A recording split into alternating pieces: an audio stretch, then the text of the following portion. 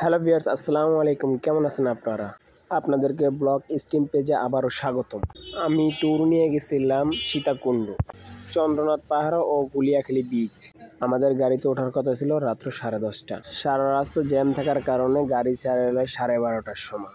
আবার রাস্তায় 3 জায়গা আবার অ্যাক্সিডেন্ট হয়েছে। 2টা গাড়ি একটা গাড়ি একসাথে আরেকটা গাড়ি বাজায় দিছে। এই নিয়ে অনেক ঝামেলা হয়েছে। 5:30টার সময় আমরা নূরজাহান হোটেলের সামনে এসে দাঁড়াই। সারা রাত্র বাসে থাকার কারণে সবাইরে 20 মিনিট দেওয়া হয় ফ্রেশ হওয়ার জন্য।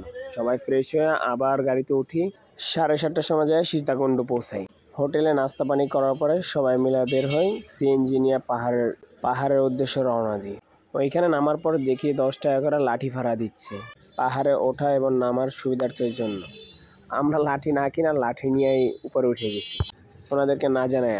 আবার আইসা লাঠি ফেরত দিয়ে দিছি এবং ওইখান থেকে সীতাকুণ্ড বাজারে আসলাম। আসার পরে এখানে দুপুরে খাবার খাওয়ার পরে বিচে গেছিলাম। বিচে যেয়ে ছবিটি তুললাম এবং গোসল করলাম।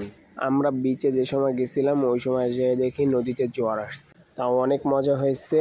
বিচ থেকে আমরা 5:40-এ বের হয়ে আসলাম।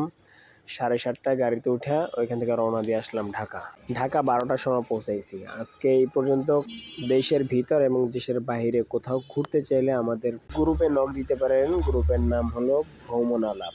আজকে এই পর্যন্ত। সবাই ভালো থাকবেন। আসসালামু আলাইকুম।